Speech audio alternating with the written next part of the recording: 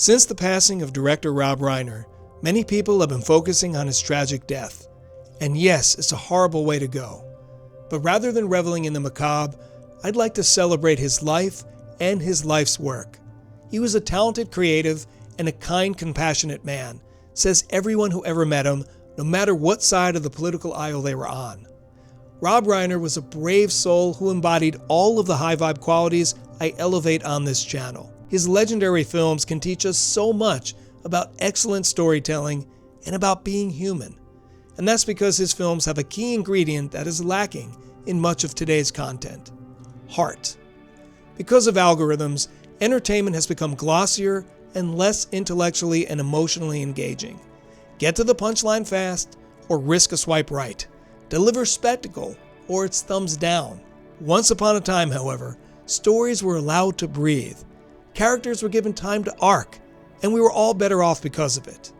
In this video, I'm going to share my thoughts on two of Rob Reiner's classics, The Princess Bride and A Few Good Men.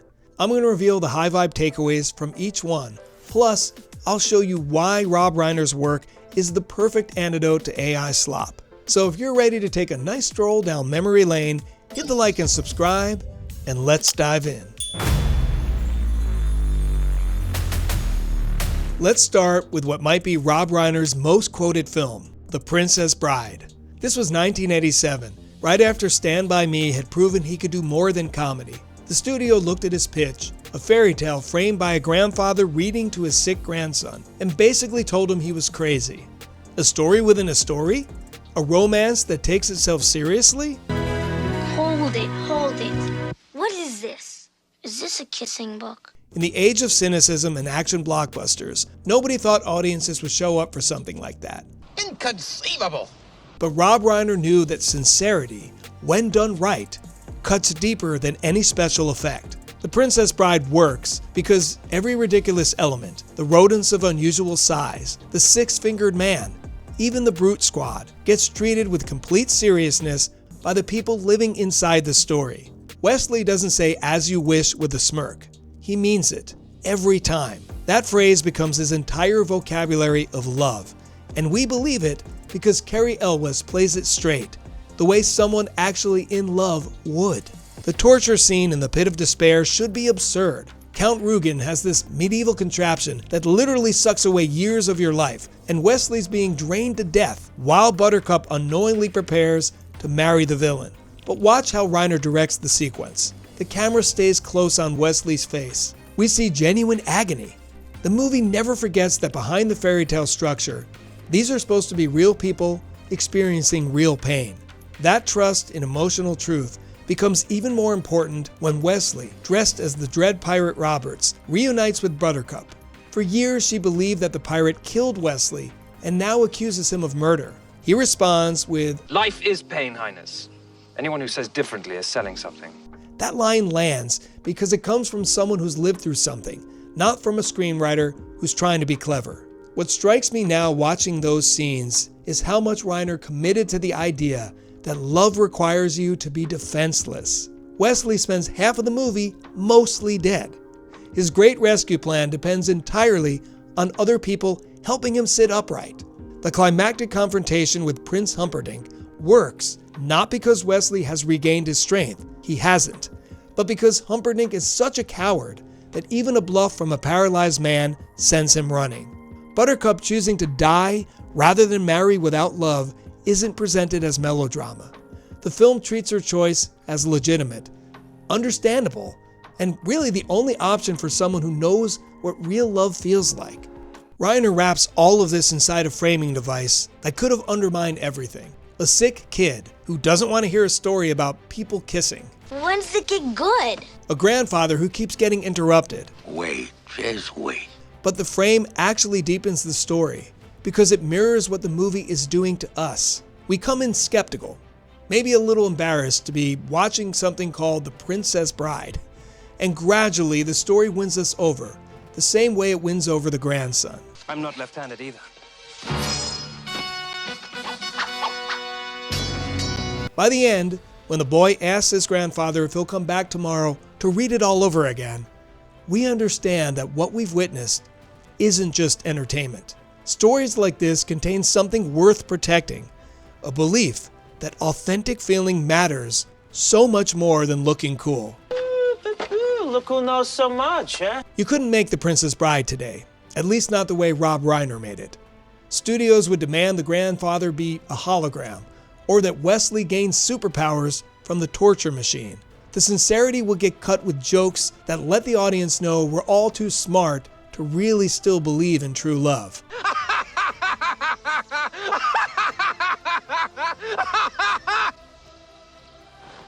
But Reiner understood that being willing to look foolish, to risk earnestness, to say, Death cannot stop true love.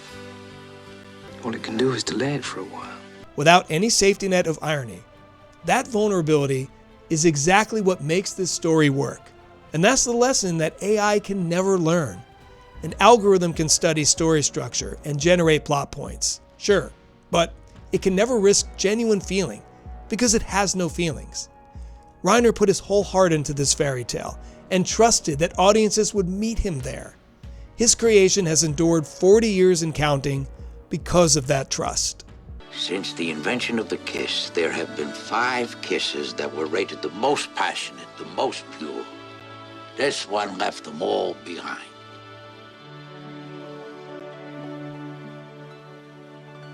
The end.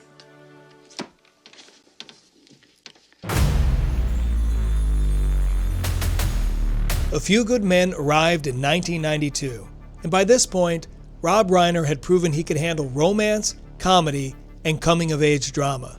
Nobody expected him to nail a military courtroom thriller, but that's exactly what he did. Aaron Sorkin wrote the script. The setup is pure procedural. 2 Marines at Guantanamo Bay allegedly murdered a fellow Marine, and a Navy lawyer has to defend them.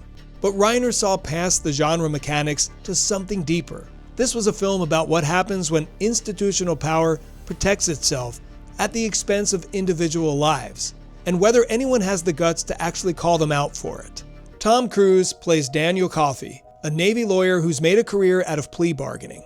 He doesn't take cases to trial because he doesn't have to. His father was a legendary litigator, so Daniel's reputation gets him easy wins without the risk of actually fighting. When he gets assigned to defend 2 Marines accused of murder, everyone expects him to plead it out. The evidence looks bad. The defendants aren't sympathetic. The Marine Corps wants this buried. Coffey's perfectly positioned to take the path of least resistance, and for most of the film, that's exactly what he tries to do. Demi Moore plays Joanne Galloway, the internal affairs lawyer who requested the case and believes something bigger is happening.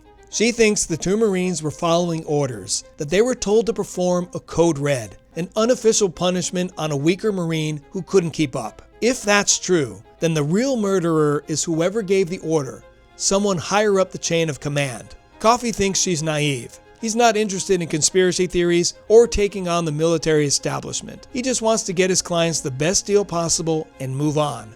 Reiner structures the first 2 acts around Coffey slowly realizing that Galloway might be right.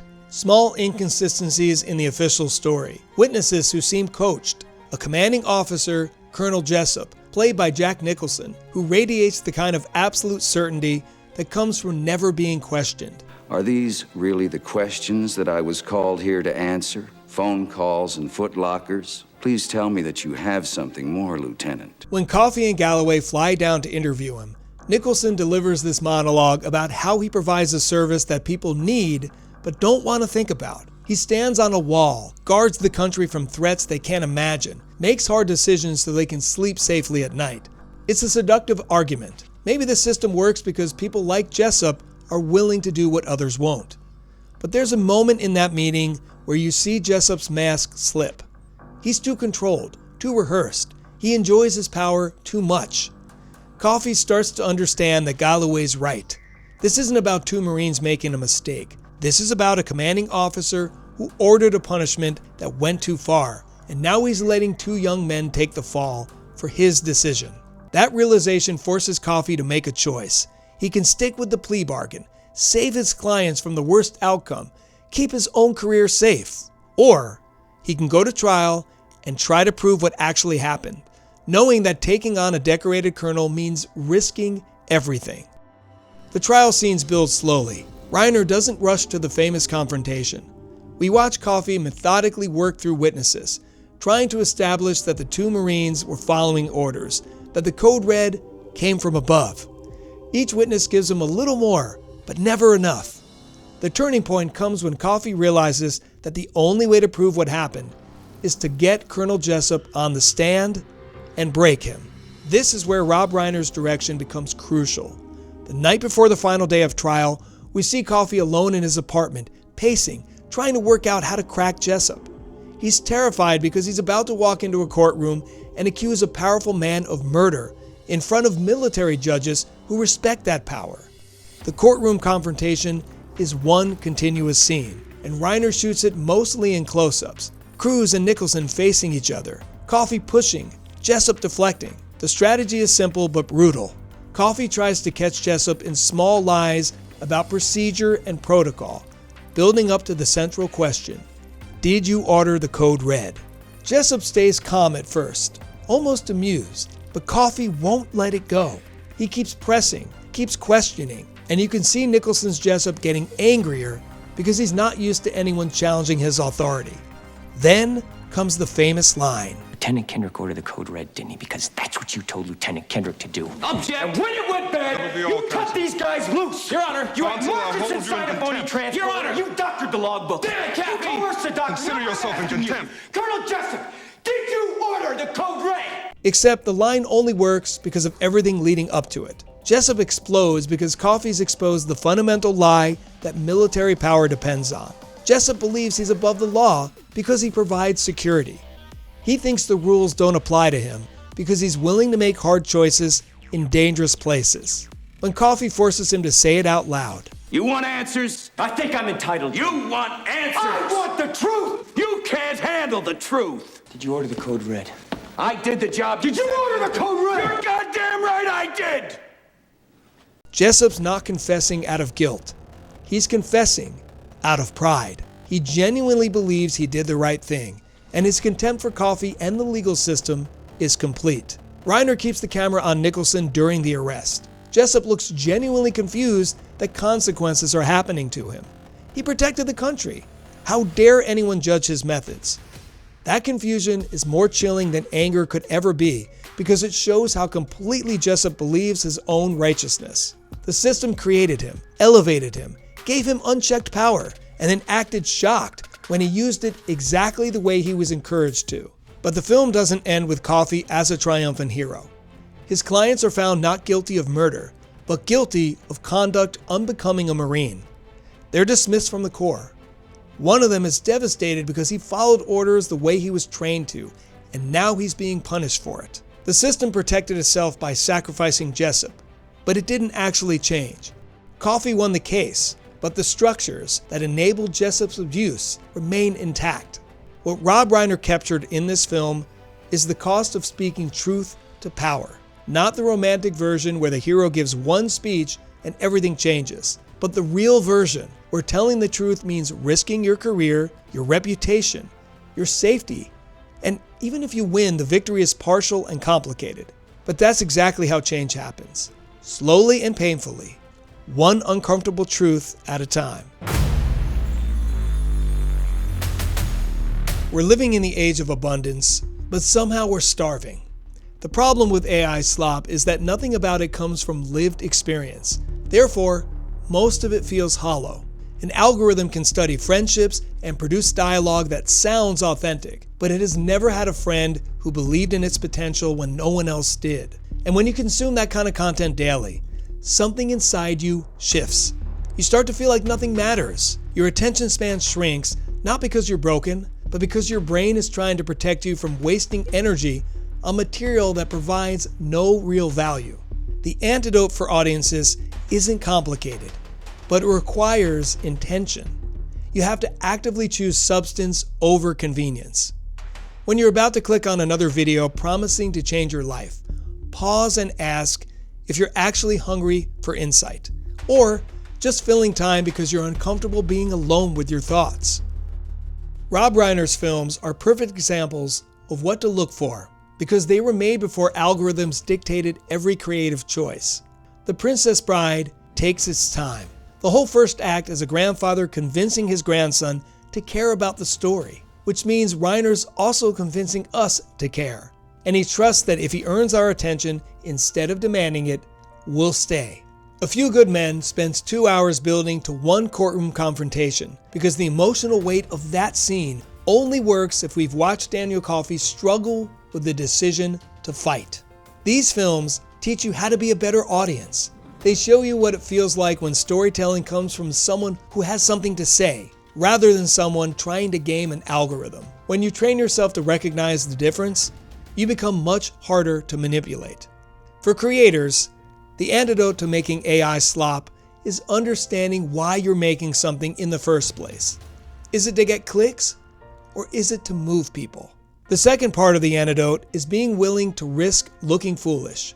AI will never suggest you make something too earnest or vulnerable or specific, because those choices make content less universally appealing. But universal appeal is often the enemy of genuine connection.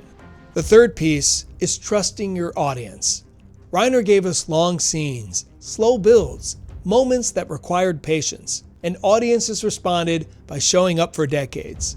His films have lasted not because they were algorithmically perfect, but because they trusted that human beings crave substance. The tragedy of losing Rob Reiner is that we need his approach now more than ever. We're at this inflection point where AI can generate endless amounts of material that looks amazing, and the temptation is to just let it all in, to accept that most of what we consume and create will be optimized slop because it's easier and faster. But metrics measure engagement, not impact. They count clicks, not connections. Rob Reiner's films are still proving that vulnerability beats calculation every time. The question now is whether we'll learn the lesson that the antidote to emptiness is meaning. And meaning only comes from human beings brave enough to show their whole selves in their work. Bye-bye, boys! Have fun storming the castle. Think it'll work? It would take a miracle. As always, thank you so much for watching. If you enjoyed this video, please like and subscribe for more high vibe finds. And let me know what movie of Rob Reiner's is your favorite. Until next time, namaste.